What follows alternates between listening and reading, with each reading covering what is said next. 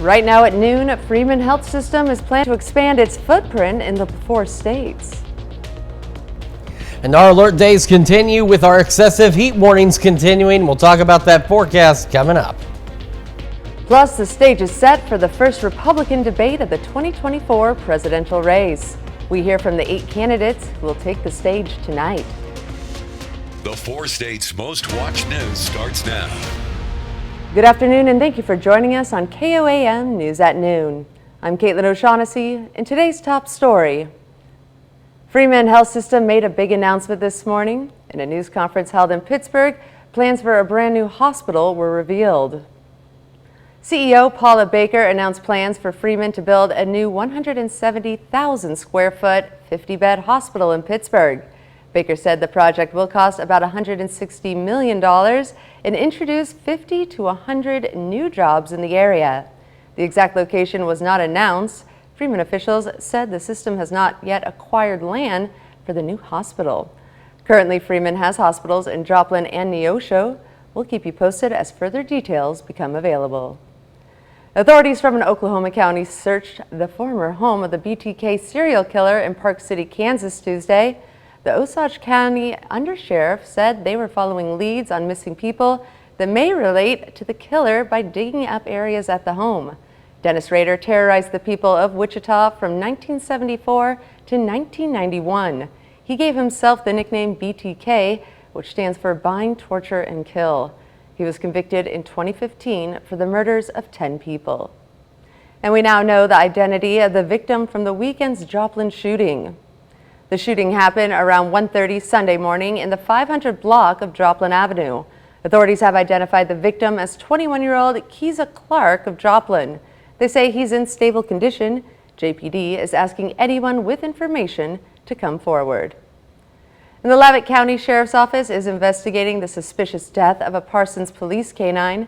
Parsons police officials say the canine named Karen was put into his kennel Monday after working a 12-hour shift and was tended to as normal. His handler then went to sleep, and when he woke up, he found Karen unresponsive. Karen was a 4-year-old Belgian Malinois that's been with the department since 2021 as part of their narcotics department. His body was sent to the Kansas State University School of Veterinary Medicine for an autopsy.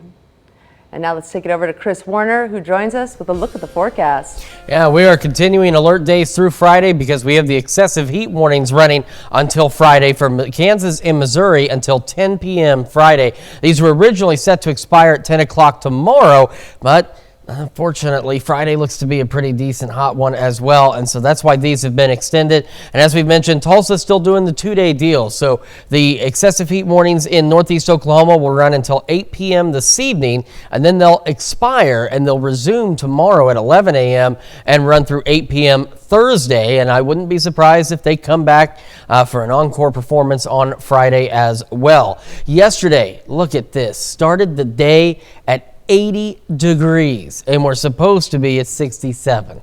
We made it up to 99, and our average high again right about 90. So thankfully, a few degrees off from a record, but not much. And temperatures out there today, yeah, they're warming up, and they're doing so quickly. We've got low to mid-90s out there. 91 Iola, 93 in Fort Scott and Nevada, 91 Pittsburgh, Lamar, 93 Joplin, Chatopa, Miami, 90 in Neosho, and check out Parsons, Chanute, Neodesha, all of those at 95. And with the humidity and the dew points, look at these heat index values already. 105 Neodesha, Yates Center, 104 Parsons, 105 Chatopa, Commerce, 104 in Webb City, so very hot out there. So, of course, our alert days continue through Friday with the dangerous heat out there. Heat index values again today could make it as high as 120 for some of us, and we are watching pop-up storm chances as we head into the weekend. We'll take a complete look at your forecast and when some relief from this heat might be here in just a few more minutes. Kayla? And this massive pride flag will make its way through the streets of Joplin in a couple of weeks for Jomo Pride Fest. We had the opportunity to see it unveiled at our station. The flag is 104 feet long and was made by Joplin resident Linnea Hansaw, who says it's the largest pride flag in the 4 states region. As a community, a lot of hours of love and dedication went into this, and I hope they can see that as they watch it march down the street. It's a big achievement for any community. Jomo Pride Fest runs from September 8th through the 11th. The parade will take place on Friday, the 8th. And that's a look at today's top stories and weather in the 4 states region. Up next on KOAM News at Noon, 8 presidential candidates, but no Trump. We see who's taking the stage for tonight's first GOP debate. And later, we're making sizzling margarita steak in the Mr. Food Test Kitchen. As former President Trump faces criminal charges, he'll be notably absent from tonight's first GOP presidential debate. 8 other candidates will be on stage in Milwaukee. They're all way behind Trump in the polls, despite months of campaigning. Robert Costa is in Milwaukee with the latest. The final touches are being put in place, and the Republican presidential candidates are getting ready for tonight's debate. Let's go! Thank you, my man. Holding prep sessions with advisors and rallying their supporters. USA! All right. USA, brother. Florida Governor Ron DeSantis, running second in the polls but hoping to close the gap with Trump, has taken aim at the frontrunner for being a no-show. Everybody should debate. Everybody has a responsibility to earn people's votes. But tonight might not be all about the former president and his 4 criminal indictments. A CBS News poll shows Republican voters want candidates to make the case for themselves instead of against Trump. And the top issues they want to hear about are plans to address inflation, violent crime, and illegal immigration. Still, former New Jersey Governor Chris Christie believes you have to go through Trump if you want to be the nominee, and has slammed Trump for skipping the debate. His voters are looking for authenticity. Now, like it or not, Donald Trump is authentic. He's just an authentic liar. Without Trump, others, especially lesser-known contenders, might find a bit more political oxygen to make their pitch and get noticed. You're going to have a serious policy discussion between the other candidates, and there's a lot of differences there. For Vivek Ramaswamy, his rise in the polls has put him center stage, and that comes with added scrutiny, including comments he made to The Atlantic about a conspiracy theory that the U.S. government may have been involved in the 9/11 attack. I think it is legitimate to say how many federal agents were on the planes that hit the Twin Towers. Like, I think we want it. Maybe the answer is 0. Probably is 0, for all I know, right? I have no reason to think it was anything other than 0. On Tuesday, he was asked to clarify. Do you think there were federal agents on planes on September 11th? Of course not.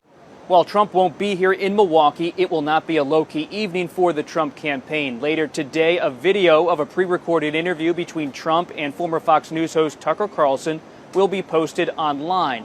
And here in this city, Donald Trump Jr. and top Trump campaign officials will be here to mix it up and project confidence. Robert Costa, CBS News, Milwaukee.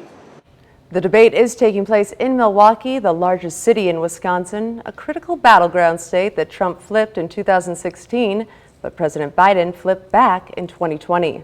The 2-hour debate will broadcast tonight on Fox News at 9 p.m. Eastern Time. And Rudy Giuliani will be in Georgia today. His lawyer is expected to meet with the Fulton County District Attorney. Giuliani could surrender to authorities as soon as today. He is one of 19 people charged with participating in a criminal enterprise aimed at reversing former President Donald Trump's 2020 electoral loss in Georgia. The former president, who has repeatedly denied all charges, says he will surrender tomorrow. Nicole Killian reports from outside Atlanta's Fulton County Jail. Overnight, the Fulton County Sheriff's Office released the first mugshots of 2 of former President Trump's co-defendants in the sprawling criminal case in Georgia surrounding the alleged effort to change the state's results after President Joe Biden won the 2020 election. Scott Hall, a Georgia bail bondsman, is facing 7 counts, including conspiracy to commit election fraud.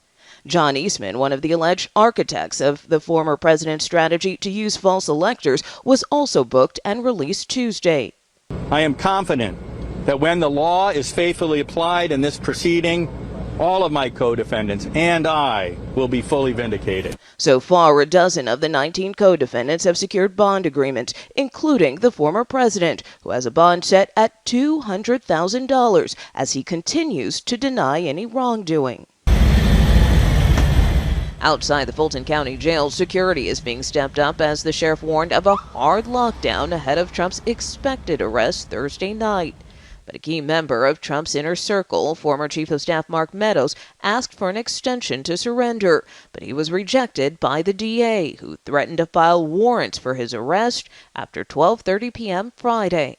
Meadows is one of 3 defendants seeking to move the case out of Fulton County to federal court. Meantime, overnight, 2 more defendants turned themselves in. They include Kathy Latham and David Schaefer, who are both accused in the false elector scheme. Nicole Killian, CBS News, Atlanta. Still to come on KOAM News at Noon, we see what's cooking with Mr. Food. Today, we're teaming up the flavors of our favorite summertime drink with a thick cut steak, and the results are very juicy. Very. But first, while the dangerous heat continues, relief is on the way. We'll talk about when it's going to get here and how hot it'll be between now and then when we come back. Welcome back to the KOAM News at Noon. So we are continuing our alert days. They run through Friday, as do our excessive heat warnings across the area. So let's take a quick look outside, and you can see the heat, you can see the sun. I know this morning we mentioned increasing cloud cover. All the data that I looked at said we were going to have clouds building in hours ago, and they didn't, which also means it's going to get just a little bit warmer, but not by much. The clouds really weren't going to contribute much of anything to a temperature difference other than maybe a degree or 2 perhaps. So they're not going to see a significant difference one way or the other, but it's still going to be hot. MoDOT camera, 32nd in range line. We've got the sunshine. In fact, back here, look, you can see the haze because it's so humid out there. And same from the MoDOT camera at US 60, Missouri 59 on the south side of Neosho. Looking back to the west, you can see some of that haze out there as well. Our camera right here at the KOAM studios north of Crestline on Highway 69. Same thing. Look, you can see the haze out there, but you know what you don't see? A single cloud. And I am sorry that there are no clouds. Everything I looked at this morning said clouds by 8, 9 o'clock, and we just didn't get them. And the KDOT camera, US 69 East 520th Avenue. We are trekking across 2 different states, 2 of the 4 here, and not a single cloud in sight. What's still in sight, though, again, excessive heat warnings, Kansas, Missouri through 10 o'clock Friday night now, and in northeast Oklahoma, they'll run through 8 this evening and then come back tomorrow through 8 Thursday evening as well. And again, wouldn't be surprised to see those extended into Friday also. Excuse me. All right, so we do have some partly cloudy skies. I did swirl this thing around earlier. There's a handful of clouds here and there. We are sitting at 93 in Joplin, and it feels like 104. The dew point of 75, and that humidity at 56%. And those birds trying to get out of here, I imagine, because it's probably a little too hot for them, too. Over in Kansas, Pittsburgh, sunny skies, 91. Feels like 102. Again, dew point 75.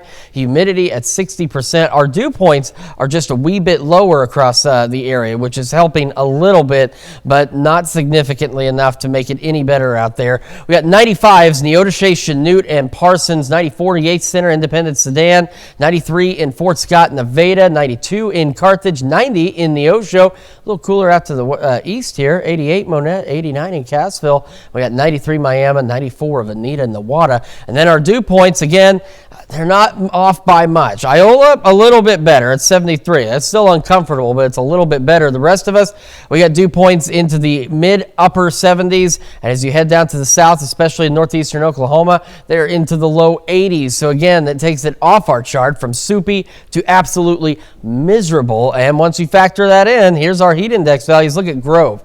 111, 109 Veneta, 104 in Parsons, feels like 105 Neodesha, Yates Center, 107 heat index in Fort Scott, 104 Webb City, 105 in Lamar.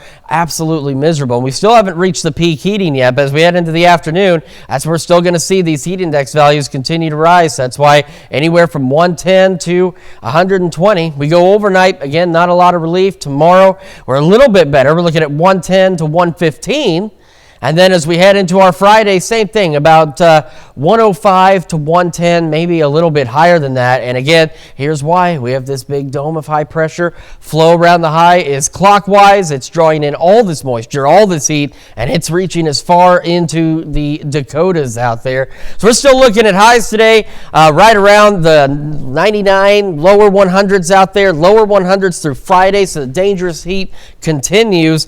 Then we have the pop-up storm chances Saturday, Sunday, and Monday. So Saturday's still a little bit hot, mid-90s, and then we head into the week ahead, and look at that. Those temperatures much better as they go back mid to upper 80s and maybe a couple of 90s out there, right where we should be. But boy, the road from here to there, it's going to take a while. Absolutely. Well, thanks for that, Chris. And you at home, stick around because we're making sizzling margarita steak in the Mr. Food Test Kitchen. We'll be right back.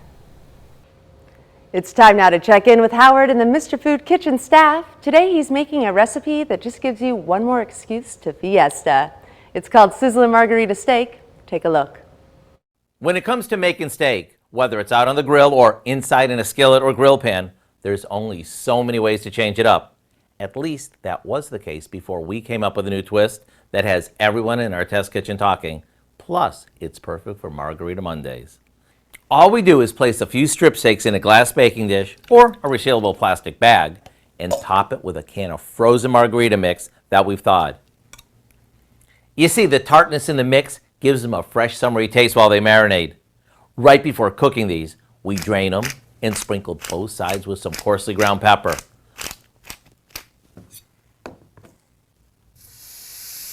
A few minutes on the grill or grill pan is all it takes to bring all the flavors together. We finish them off with a little salt, just like you would a margarita, and dinner is served. So rather than settling for just another ordinary steak, try one that will leave a lasting impression. To get the recipe, just go to our website and search for Sizzling Margarita Steak. That way you can celebrate Margarita Mondays in a whole new way. I'm Howard in the Mr. Food Test Kitchen, where today we found a fiesta kind of way for you to say, ooh, it's so good. To find this recipe, along with many others, just head over to our website at KOAMnewsnow.com and click on Mr. Food. Now here's a look at your 4 state market prices.